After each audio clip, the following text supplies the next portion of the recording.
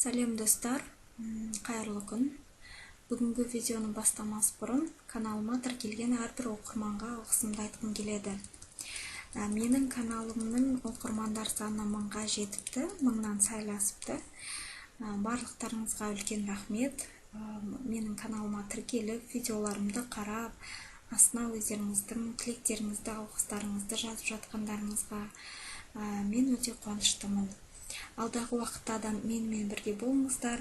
Егер каналыма тіркелмеген болсаңыз, тіркеліп, колокольчик басып қойыңыздар видеоларды жіберіп алмас үшін. Менің каналымда жалпы кәсіпкерлерге арналады деп өзім бастағанмын. Кәсіпкерлердің жаңағы есептіліктері қалай тапсырылады, қалай жүргізіледі деген сияқты салық есептілігі. Сондай мақсатта ашқанмын.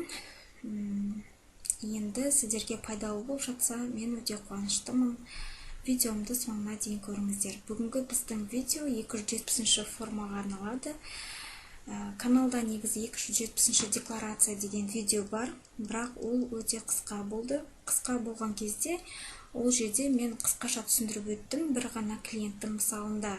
Яғни ол клиент бізде мемлекеттік қызметкер, атында 2022 жылы ешқандай мүлік сатып алу, сатылған немесе сатып алған мүлігі жоқ, тек қана табысын ғана көрсеткен декларация болған. Енді ол видеоның астында көптеген сұрақтар келіпті. Мен сондай көп сұрақ болады деп ойлаған жоқпын. Жалпы ол видеодан кейін мен тағы да мемлекеттік қызметкердің жұбайы қалай тапсырады және артында машина болған жағдайда қалай тапсырады деген 2 видео шығарамын деген. Бірақ мен комментарийлардың көбісін оқып отырып ойладым, 270-ші форманы жалпы каждый разделін түсіндіріп өтейін деп. Кішкене ұзақтау видео болады, бірақ қысқаша түсіндіруге тырысамын.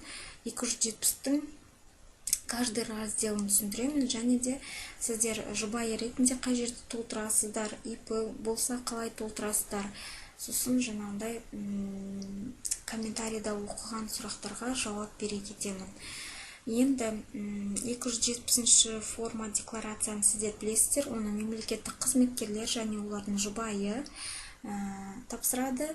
Ал келесі жылдан бастап оны бюджеттік организацияда істейтін қызметкерлер де тапсырады. Сондықтан бұл декларацияны келешекте барлығымыз тапсырамыз. Сондықтан бұны сіздерге түсініп, үйреніп алу керек. Жалпы 2025 жылы барлығы тапсырады деген. 2025-тен бастап всеобщее декларирование болады. Ол жерде жаңағыдай барлығымыз уже тапсырамыз. Сондықтан бұны бәрібір де үйрену керек. Енді бұл жерде бір айта кететінім, 250 мен 270-ті адамдар шатысып жатады. Мен 250 тапсырам ба, или 270 тапсырам ба деген сияқты. 250-ді сіздер қай кезде тапсырасыздар? 250-ші декларацияны сіз мемлекеттік қызметке бірінші рет келіп жатсаңыз, немесе биыл бізде бюджеттік организацияда қызметкерлер тапсырады. Бюджеттік организацияда мұғалім, дәрігер болсаңыз, сіз биыл 250 тапсырасыз. Және де сіздер, мысалы, мемлекеттік қызметкер, бұрыннан сіз мемлекеттік қызметкер болсаңыз, сіз 250-ді тапсырып кеттіңіз деген сөз алданғы жылдары. Сіз биыл 270 тапсырасыз деген сөз. Ал егер сіз 2022 жылы үйленген болсаңыз, сіз заңды некеге отырсаңыз, сіздің жұбайыңыз биыл бірінші рет 2022 жыл үшін ол кісі 250 тапсырады. 270-ші форманы келесі жылдан бастап қана тапсырады. Сондай моменттерді шатыстырмау керек. Егер сіз былтыр 250 тапсырсаңыз, немесе 270 тапсырсаңыз, онда сіз биыл 270 тапсырасыз. Так, енді 270-ті толтыруға көшейік. Ең бірінші сіздер 270-ші форманы негізі соткада е-салық азамат деген приложение арқылы тапсыруға да болады. Бірақ мен үнемі салық кабинетінен тапсырамын, сондықтан салық кабинетімен тапсырған маған ыңғайлы. Енді ең бірінші сіздерде салық кабинетінен кіріп тапсыру үшін NCLayer деген программа орнатылған болу керек, және NCLayer'дың ішінде KNP плагин қосулы болу керек. Содан кейін осы настройкалар жасалғаннан кейін сіздер войти деп өздеріңіздің ECP ключтарыңыз арқылы кіресіздер. Мен уже жеке кабинетке кіріп отырмын өзімнің ключім арқылы. Сосын 270 декларацияны табу үшін жаңағы настройка списка форм деп басамыз. Ол менде ашық тұр. 2022 жылды ашамыз. Себебі қазір 2023 жыл, яғни 270 декларацияны біз 2022 жыл үшін тапсырамыз. 270 дегенді белгілеп аламыз. Белгіленгеннен кейін формы налоговой отчетности, заполнение новой формы деп кіреміз. Осы жерде 2022-270 декларация о доходах и имуществе физического лица. Яғни сіз 2022 жыл үшін өзіңіздің табысыңыз және өзіңіздің сатып алған немесе сатып жерген мүлігіңіз туралы ақпарат берем деген сөз.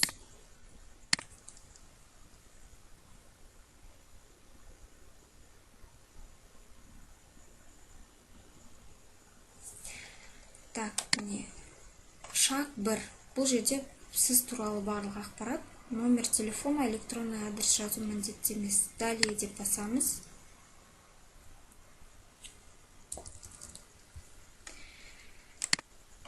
Шаг 2. Укажите, пожалуйста, за кого вы предоставляете декларацию. Егер өзіміз үшін болса, за себя дейміз. Ал егер кәмелеттік жасқа толмаған немесе денсаулығында қандай да бір ақауы бар адам үшін тапсырып жатсаңыз, сонда екіншісін таңдайсыз. Біз қазір өзіміз үшін тапсырамыз, за себя дейміз де, далее деп басамыз.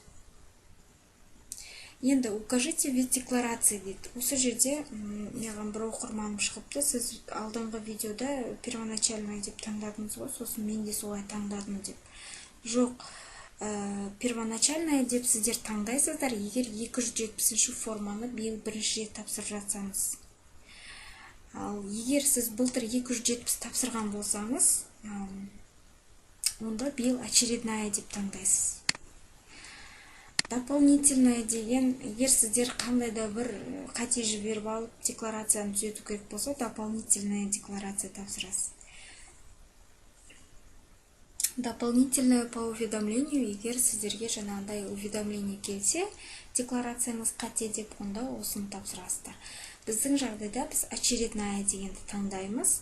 Яғни біз былтыр 270-ті тапсырдық, биыл тағы тапсырамыз деген сөз. Далее.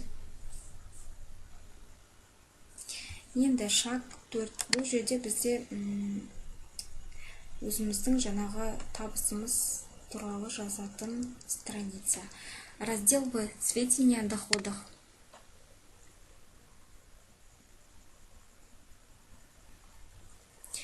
Ноль бір доход, подлежащий налогообложению у источника выплаты. Яғни сіздерге бұл қандай да бір налоговый агенттен түсетін табыс көзі деген сөз. Ол мысалы сізде 2022 жыл үшін сіздің жұмыс орныңыздан сізге жіберген жалақы мөлшері. Немесе бұл жерде стипендия. Немесе емес, егер сіз мысалы жұмыс істейсіз, қосымша сіз магистрант болсаңыз, немесе докторантурада оқысаңыз, жаңағыдай стипендия алсаңыз, стипендияңызды да көрсетесіз. Сосын тағы қандай бізде НПФ-тан сіз мысалы пенсионыңызды шешіп алсаңыз, онда НПФ-тан алған суммаңызды да жазасыз бұл жерге. Сосын бізде жаңағыдай комментарийда бір сұрақ болыпты, балаға пособие аламыз, оны көрсетеміз бе деген. Бұл сұрақты мен салық қызметкерлеріне қойдым. Ол кісілер балаға алатын пособияны тоже доходқа көрсетесіздер деді. 0,1 доход деген бірінші графаға. Негізі бұл жерде мен бірнеше рет қойдым бұл сұрақты. Мен видеоны алдында 3-4 күн бұрын салам деген, бірақ оны неге салмағанымның бірден бір себебі осы. Біз баланың пособиясын көрсетеміз бе деген сұрақты мен көп іздендім. 14-14-ке звондап сұрадым. Өзімнің қаламдағы салық қызметкерлерінен білдім. Ол кісілер баланың пособиясын доходқа көрсетесіздер деп жауап берді. Хотя мен бұнымен кішкене келіспеймін. Себебі бізде 0,1 дегенде доход, подлежащий налогообложению деп тұр. Яғни салық ұсталынатын доход деген сөз ғой. Бірақ енді салық қызметкерлерінің айтқан жауабы сондай болды, сондықтан сіздер бұл жерде пособияны көрсетесіздер деп жауап берді маған. Енді бұл жерде сіздер жаңағындай жұмыс 12 ай бойы 2022 жылы жұмыс істеген бухгалтериядан справканы сұратасыздар. Справка о доходах деп. Сол справка о доходахта сіздерде бірінші столбецте начисленная зарплата болады. Одан кейін сіздерде ОПВ, ВОС-МС, одан кейін ИПН деп тұрады, пенсионкаға, медстраховкаға, сосын ИПН-ға қанша сталды, сол көрсетіледі. Сосын ең соңғы столбецте сізде қолға алған зарплатаңыз көрсетіледі. Бұл жерде сіздер доход, подлежащий налогообложению деген жерге сіздер начисленный доходты жазасыздар, яғни бірінші столбецтегі общий сумманы жазасыздар. Егер сіз екі жерде істесеңіз, екі жерінде зарплатасын жазасыздар, яғни кез келген налоговый агенттен сізге жіберілген табыстың барлығын осы 0,1 деген графаға көрсетесіздер. Енді мысалы сіздің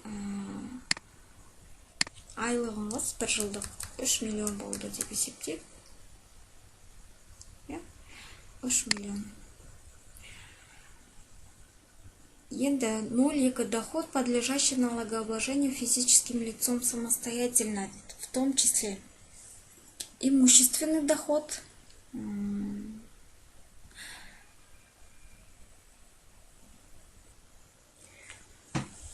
доход, подлежащий налогообложению физическим лицом самостоятельно деген сіздер мысалы өздеріңіз қандай да бір кәсіп түрінен өзіңізге жұмыс істеп, өзіңіздің тапқан табысыңыз деген сөз ғой бір сөзбен.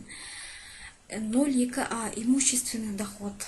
Имущественный доход мысалға сіздер 2022 жылы бір жылдың ішінде сіз квартира сатып алып, оны қайтадан сатып жердіңіз, қымбатқа. Сол жерде мысалы сіз үстінен 1 миллион, 1,5, 2 миллион табыс көрдіңіз. Сол сізде имущественный доходқа жатады. Немесе машинаны сіз сатып алдыңыз 2022 жылы. И сол 2022 жылы сатып жердіңіз қымбатқа. Сол жерде сіз мысалы 500 мың, миллион табыс көрсеңіз, сол сізде имущественный доходқа жатады. Екінші, 0,2В доход лица, занимающегося частной практикой. Бұл жерде нотариустар, медиаторлар және де судоисполнительдер толтырады. 0,2С доход из источников за пределами Республики Казахстан. Яғни сіздің шетелде қандай да бір табыс көзіңіз болса, осы жерге толтырасыз. 0,2Д доход индивидуального предпринимателя. Яғни сізде ИП болса, 0,2Д деген жерге толтырасыз. Мысалы, айталық сізде 2022 жылы ИП болды, ол жұмыс істеп тұрды, 2022 жыл үшін сізге табыс болды. Мысалы, сіз 2022 жыл үшін ИП-дан 2 миллион теңге табыс түсірдіңіз, мына жерге де көрсетесіздер.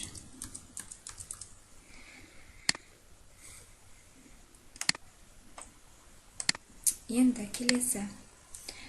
Раздел С. Общая сумма корректировки доходов в соответствии со статьей 341 Налогового кодекса. Яғни бұл жерге сіздер корректировка толтырасыздар. Бұл жерде бізде өткен видеоның астына бір комментарий келіпті. Ол ең бірінші комментарий 341 статья бойынша военныйлардың доходы осыған жатады екен ғой, осы жерде толтырамыз екен ғой деп жазыпты.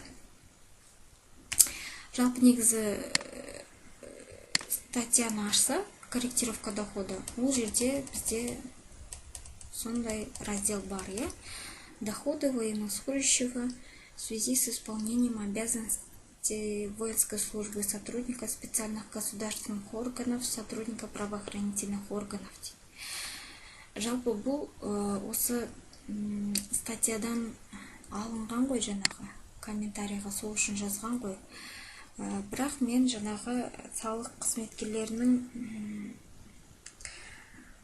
қызметкерлерінен сұрадым, жаңағындай сұрақ қойдым, және де өздерінің прямой эфирларын көрген кезде ол кісілер былай түсіндірді. Раздел С, общая сумма корректировки дохода, ол сіздерде 0,2 деген графаны толтырсаңыздар, сол үшін керек. Ол 0,1 деген графаға ешқандай қатысы жоқ деп жауап берді. Сондықтан, егер сіз военный болсаңыз, немесе МВД қызметкері болсаңыз, сіздерден ИП-ін ұсталмайды, біз білеміз, полиция қызметкерлерінен, военныйлардан ешқандай салық ұсталмайды, пенсионка ұсталмайды. Сіздерде тек қана доходты көрсетіледі.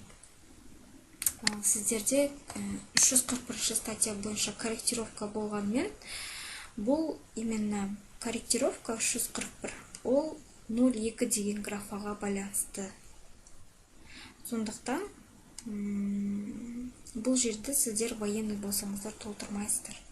Полиция қызметкер болсаңыздар толтырмайсыздар. Себебі сіздерде мемлекеттік қызметкерлер болған үшін сіздерде қандай да бір жаңағындай бизнеспен айналысуға негізі тыйым салынады. Сізде тек имущественный доход болуы мүмкін, сізде ИП болмайды деген сияқты. Бірақ бұл жерде 341 статья бойынша вознаграждение по долговым ценным бумагам, доходы от прироста стоимости при реализации государственных эмиссионных ценных бумаг, алименты, полученные на детей иждивенцев. Мысалы, сіздер мемлекеттік қызметкерсіз, бірақ сіз мысалы алимент аласыз, алимент алсаңыз, жұбайыңыздан алимент алып отырсаңыз, жұбайыңыз сізге өзіңіздің картаңызға өзі салып отырса, онда сіз 0,2 деген графаны толтырасыз да, осы жерге алиментіңізді көрсетесіз, бір жылда қанша алимент алғаныңызды. Және ол 341 статья бойынша корректировкаға кіріп тұрғаны үшін сіздер осы жерге алиментті корректировкаға кіргізесіздер. Мысалы, сіз 1 миллион алимент алсаңыз, 2022 жылы, сол 1 миллионды осы жерге көрсетесіздер. Себебі ол 341 статьяда бар. Және жаңағы алименттен басқа да мына жерде көптеген пункттар бар. Егер сіздің жаңағы өзіңіздің тапқан табысыңыз осы 341 статьяға кіріп тұрса, онда сіздер оны раздел С-ға жазуыңызға болады. Бұл қандай мақсатта? Бұл жаңағы сіздердің налогтарыңызды азайту мақсатында. Так, мен қазір алимент деп көрсетпей ақ қояйын, жалпы сіздерге түсіндіріп өтейін деген осы. Раздел Д. Сумма налоговых вычетов, непримененных налоговым агентом. Яғни бұл сіздің жұмыс берушіңіз 12 айда сіздерге қандай да бір вычетті қолданбаса, мысалы 2 айға вычет қолданбаса, мысалы 2 ай, соны алып тастайсыз, соны осы жерге енгізесіз. Бұны сіз просто өзіңіз жаза алмайсыз, бұны жаңағындай жұмыс орныңыздан справка алған кезде негізі бухгалтердан осы сұрақты анықтап алуыңыз керек. Негізі барлық жерде бізде вычет бар, вычетті тоже сіздер өздеріңіз оқысаңыздар болады.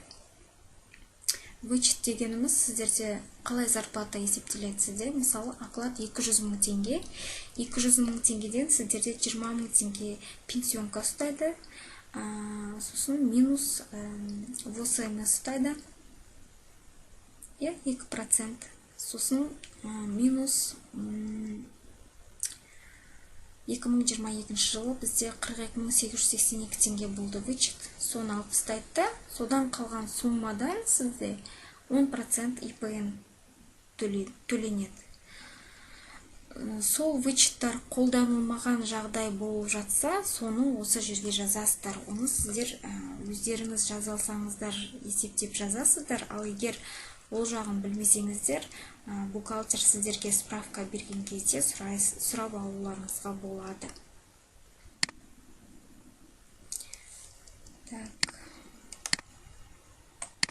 Енді раздел Е. Исчисление индивидуального подоходного налога ИПН. Комментарийда тоже бір сұрақ болыпты, ИПНді неге толтырмадыңыз деген. Бұл жердегі ИПН, раздел 1-ге 01 деген графаға қатысы жоқ. Сумма исчисленного ИПН по доходам, подлежащим налогообложению самостоятельно, за исключением доходов от деятельности индивидуального предпринимателя в том числе. Яғни бұл жерде сіздер ИПНді жазасыздар. Бұл жерде ИПН сіздің мына 02-дегі табысыңызға байланысты жазылады. Бірақ егер сіз ИП болып, міне мен нәрсе ИП-ны жаздым ғой, ИП-ның доходын. Бірақ бұл жерде кроме ИП деп тұр, за исключением доходов от деятельности индивидуального предпринимателя. Яғни сіз мына жерде қандай да бір табыс көзін көрсетеңіз, мысалы имущественный доход, немесе доход из источников за пределами Республики Казахстан деген жерлерді толтырсаңыз, онда сіз раздел Е дегенді ИПНді есептейсіз. Ал егер сіз ИП деп ИП-ның табысын жазсаңыз, көрсетсеңіз мына жерде, онда бұл жерді толтырмайсыз раздел Е дегенді. Сол кейбір кісілер ойлады ғой, деймін, кажется, потому что комментарийға жазыпты, ИПНді неге толтырмадыңыз деп.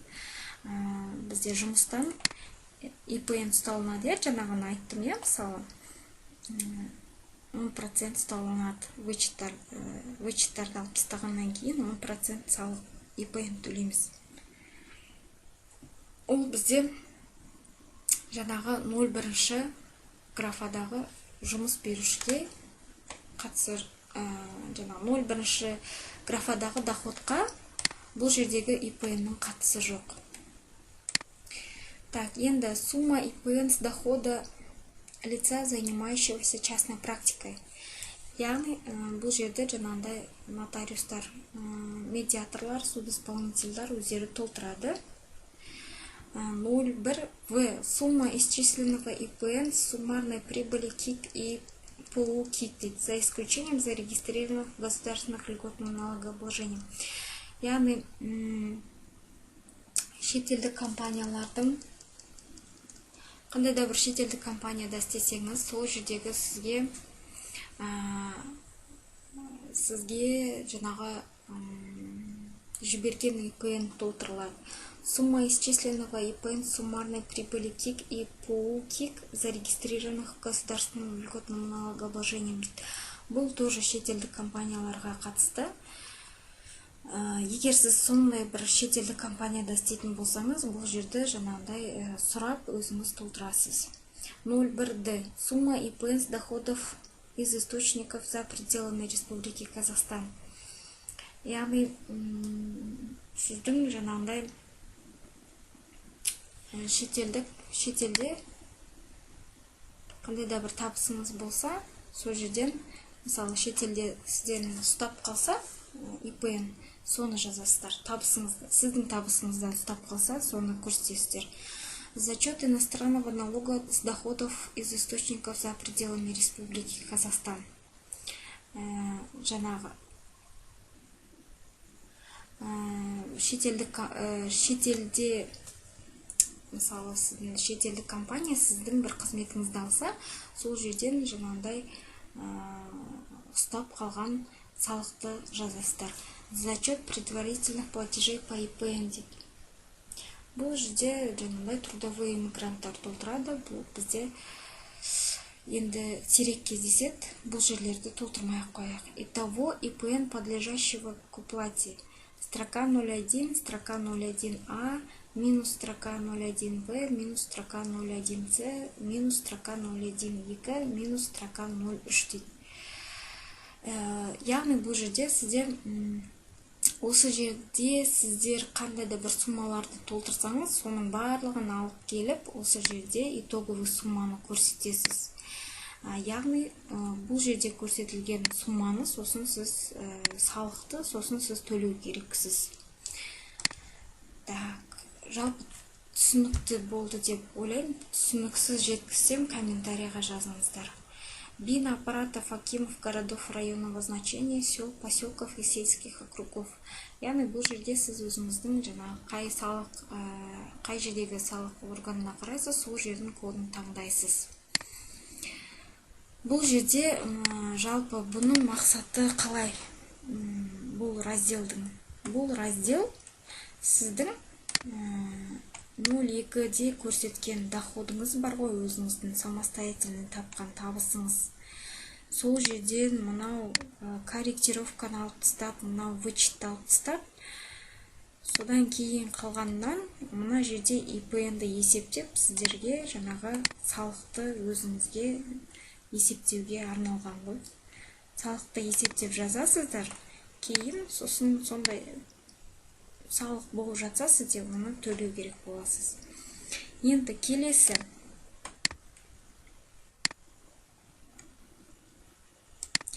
келесі раздел F. Сведения о приобретении и получении имущества и об источниках покрытия расходов на приобретение имущества. Бұл жерде өзі түсінікті. Қандай да бір мүлік алсаңыз, машина немесе үй сатып алсаңыз, сол туралы ақпарат жазып кетесіз. Яғни бұл жерде сіз 2022 жылы алған көлігіңіз, 2022 жылы сатып алған квартираңыз немесе үйіңіз, қандай да бір зданиеңіз туралы жазасыз. Ал комментарийде жазыпты, мен 2019 жылы алған. 2019 жылы алған мүлікті сіз көрсетпейсіз. Оны қайтадан жылда көрсетудің ешқандай мәнісі жоқ. 2022 жыл үшін есептілік тапсырып отырғандықтан, сіз 2022 жылы алсаңыз ғана толтырасыз. Добавить сведения по имуществу деп басасыздар. Бұл жерде мен қысқаша түсіндіріп айтамын. Вид имущества. Мысалы, сізде недвижимости. Код страны, мысалы, Қазақстан.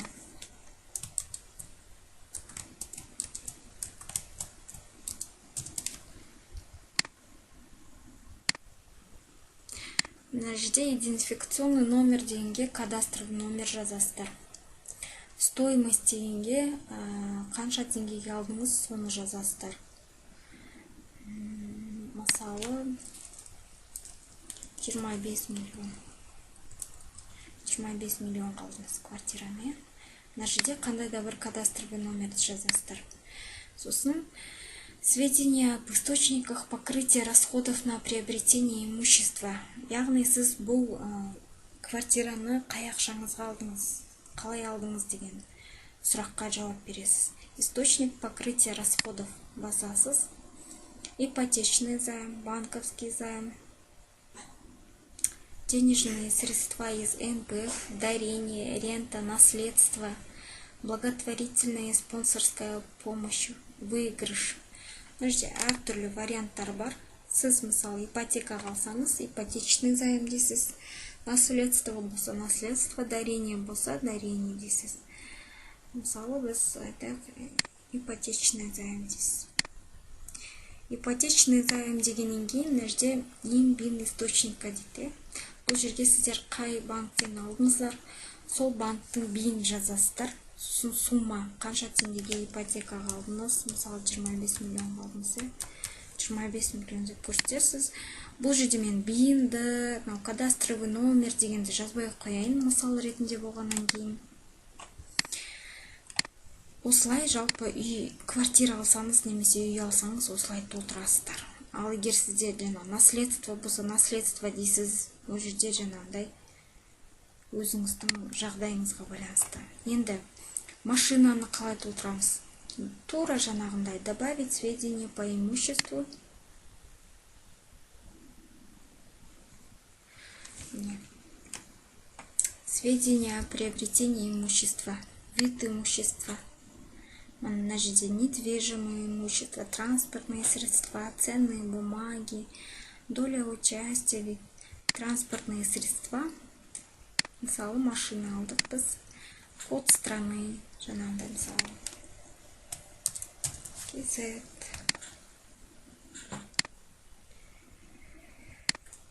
Идентификационный номер дегенге сіздер машинаның VIN кодын жазасыздар. Ол техпаспортта көрсетіледі.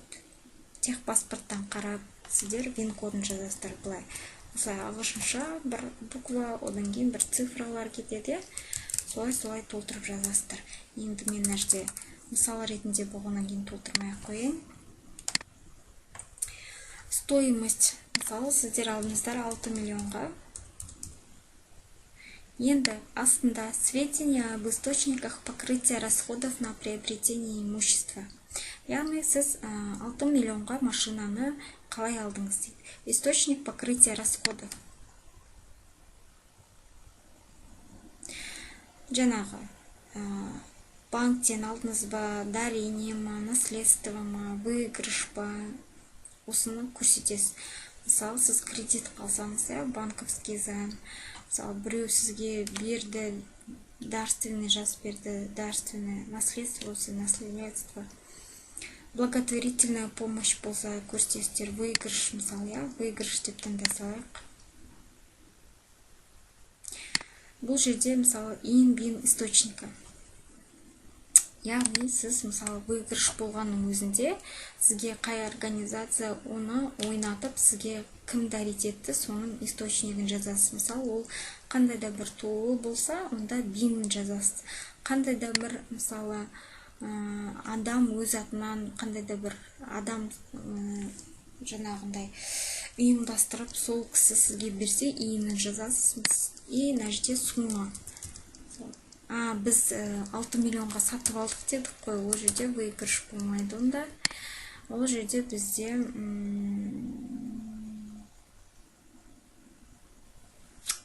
банковский займде кредит қалдық дей салайық.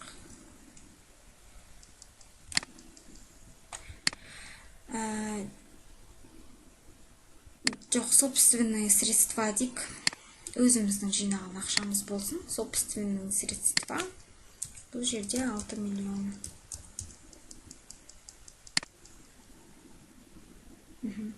Ин бин источника дейді.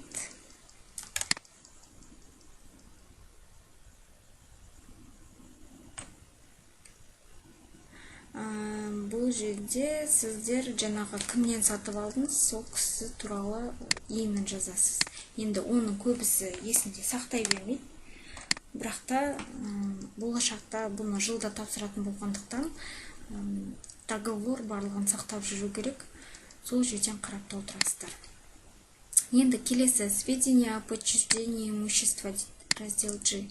Яғни сіз 2022 жылы жаңағыдай қандай да бір мүлігіңізді сатып жіберсеңіз, сол туралы ақпарат енгізесіз. Добавить поле. Вид имущества. Например, сіз жаңағыдай машина саттыңыз, транспортные средства. Код страны тоже толтырасыз жаңағыдай.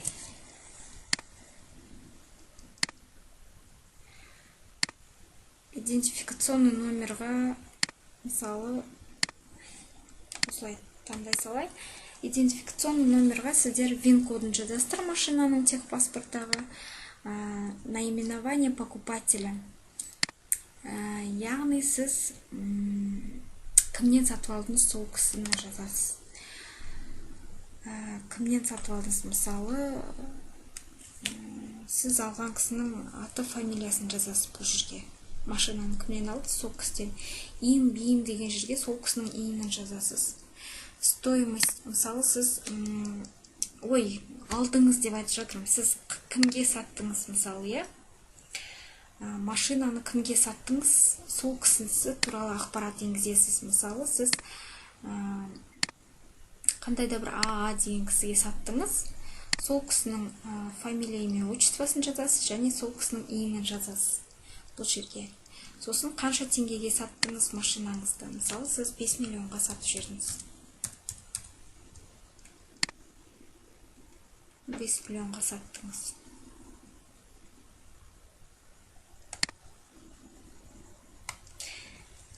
Осылай толтырасыздар. Ал егер сіз үй сатып жіберген болсаңыз,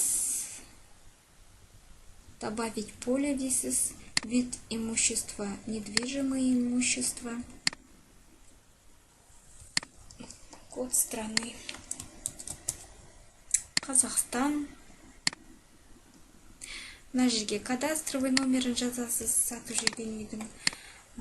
Кім сізден сатып алды, сол кісі туралы ақпарат жазасыз, аты жөнін жазасыз. Және иін биін покупателя, кім сізден сатып алды, жаңағы покупательдің иінін жазасыз. Сосын қанша теңгеге саттыңыз? Мысалы, сіз 23 миллионға саттыңыз. Соны көрсетесіз. Жалпы мүлік бойынша толтыру қиын емес. Бұл жерде тек қана машина болса, бин кодын жазу керек, үй болса кадастровый номер. Және де қанша теңгеге саттыңыздар, договор бойынша қандай сумма тұр, сондай сумманы жазасыздар. Енді келесі раздел H. Сведения о доходах на банковских счетах в иностранных банках, находящихся за пределами Республики Казахстан, в сумме в совокупности превышающей тысячекратный размер МРП, установленного законом о республиканском бюджете и действующего на 31 декабря отчетного налогового периода. Яғни сіздің қандай да бір шетелдік банктерде ақшаңыз болса, сол туралы ақпарат енгізесіздер. Бұл жерде мен бұл графаны толтырмай-ақ қояйын. Көбінде бізде шетелде ешқандай счет болмайды. Қарапайым госслужащийларда, қарапайым адамдарда. Келесі раздел I. Сведения о наличии дебиторской кредиторской задолженности, в том числе за пределами Республики Казахстан на 31 декабря отчетного налогового периода. Яғни бұл жерде сведения о наличии дебиторской кредиторской задолженности деген, сіз бір адамнан қарызға ақша алсаңыз, үлкен сумманы, бірақ ол ақшаны сіз жаңағыдай нотариус арқылы заверить етіп, кәдімгідей алсаңыз, онда осы жерде көрсетесіздер. Немесе сізден біреу алса, 2022 жылы сізден біреу қарызға ақша алып нотариус арқылы заверить етсеңіздер, онда осы жерде толтырасыздар. Добавить поле. Жаңағыдай, мен бұны толтырмай қояйын, жай түсіндіріп өтейін. Вид задолженностей. Дебет, кредит. Мысалы, дебет болса, сізге қарыз, кредит болса, сіз біреуге қарыз болсаңыз толтырасыз. Мысалы, сізге қарыз болса, мысалы, Д деп қоясыз. Д деп қоясыз. Сосын дальше толтыра бересіз. Енді мен мына жерде толтырмай-ақ қояйын, жай түсіндіріп өтем.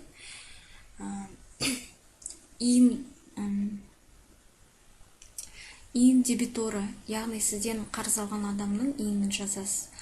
Код страны регистрация, мысалы, ол кісі қай елдікі, Қазақстан болса Қазақстан. Код валюты, теңге ма теңге, доллар ма доллар таңдайсыз. Сумма задолженности, мысалы, 5000 доллар болса 5000 доллар деп жазасыз. И нотариуса, проводившего нотариальное действие. И нотариус, қай нотариус сізді заверить етті, сол нотариустың иінін жазасыздар. Енді бұны мен қысқаша түсіндірдім, толтырмай-ақ қояйық. Келесі раздел G. Сведения о наличии имущества и активов за пределами Республики Казахстан на 31 декабря отчетного налогового периода. Яғни сіздің шетелде қандай да бір мүліктеріңіз, активтеріңіз болса, сол туралы толтырасыздар. Енді бұны мен толтырмай-ақ қояйын, көрсетпей-ақ қояйын. Көбінде бұл болмайды ғой бізде. Келесі раздел N. Для заполнения частными частным нотариусом, судебным исполнителем, адвокатом, профессиональным медиатором. Яғни бұл жерде өз түсінікті нотариустар, судисполнительдер, адвокаттар, медиаторлар толтырады. Енді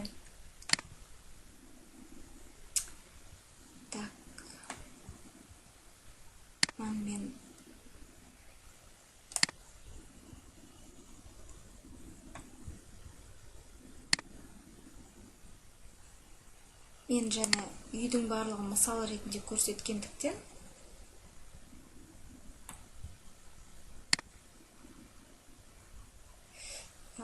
дебет кредит деген үйдің бәрін мысал ретінде көрсеткендіктен ол жерде кадастровый номер толтырылмағандықтан мен жаңағы толтырғанымды қайтадан алып тастадым, иә. Сондықтан мына жер бізде енді ошибка болып қалды.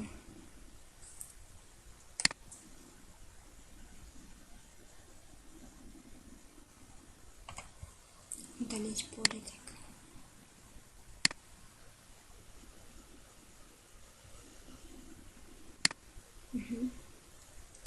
Енді жаңа дебет деп мен жазғанымда ошибка шығарып тұр. Неге толықтай толтырмадыңыз деп. Енді мына жерде мен машинаның пин-кодтарын, жаңағы покупательдердің иіндарын толтырған жоқпын. Сондықтан қазір маған бұлар ошибка шығарады, толтыр деп. Бірақ мен далее деп баса беремін. Далее деп басасыздар, және осы 5-ші шақта сіздер код органа госдоходовты де, бұл жерде сіздер пропискаңыз қай қалада сол жердің кодын таңдайсыздар. Мысалы, менде ол Қарағанды қаласы, Қазыбек би ауданы. Егер сіз ИПО болсаңыз, сонда по месту нахождения тапсырасыздар. Ал егер сізде ИПО жоқ болса, онда сіз өзіңіздің пропискаңыз, тұрақты пропискаңыз қай жерде, сол жерге тапсырасыздар. Временный прописка емес, именно тұрақты прописка бойынша. Ответственность налогоплательщика. Мына жерде сіздер галочка қоясыздар, яғни сіз толтырған ақпараттың барлығын мен дұрыс толтырдым, жаңағындай. Я несу ответственность в соответствии с законами Республики Казахстан на достоверность сведений, приведенных в данной декларации. Барлығын дұрыс толтырдым деп галочка қоясыздар да, отправить в ОГД деп басасыздар. Басқаннан кейін ЭЦП ключтарыңызбен подписывать етесіздер, парольдарыңызды теріп. Қазір мен отправить деген кезде менен ошибка шығарады. Себебі мен кадастровый номер, машинаның пин-коды, иін покупателя деген жерлерді толтырған жоқпын. Міне всего ошибок. Иін бин источника, идентификационный номер деп тұр. Ал сіздерде барлығын толтырсаңыз, полені ЭЦП-ңыз шығады. ЭЦП-мен подписать дейсіздерде, журнал форм дегенге кіріп, форма налоговой отчетности, журнал форм дегенге кіріп, формаңызды қарап, уведомлениясын скачивать етіп аласыздар. Болды. Осымен 270-ші форманы толық түсіндірдім деп ойлаймын. Егер түсінбеген жерлеріңіз болса, комментарияға жазыңыздар. Так, енді формы налоговой отчетности, журнал форм деп, мен өзімнің былтыр тапсырған декларацияның статусын көрсетсем. Мына жерде сіздерде дата приема в ОГД, дата подачи дейді, толтырмай-ақ найти деп басамыз. Мына менде былтыр толтырғаным 270-ші форма, первоначальная деп тұр, былтырғы бұл. Ал биыл жаңа толтырғанымыз бізде бұл жерде очередная болып тұрады. Осы 270-ші форма бойынша осы видео негізі түсінікті болды деп ойлаймын. Видеоның соңына дейін көргендеріңізге рахмет. Менің каналыма тіркелгендеріңіз үшін сіздерге алғыс айтамын. Менімен бірге алдағы видеоларды қолдап каналымды жіберіп алмаңыз, жаңа видеоларымды. Сау болыңыздар.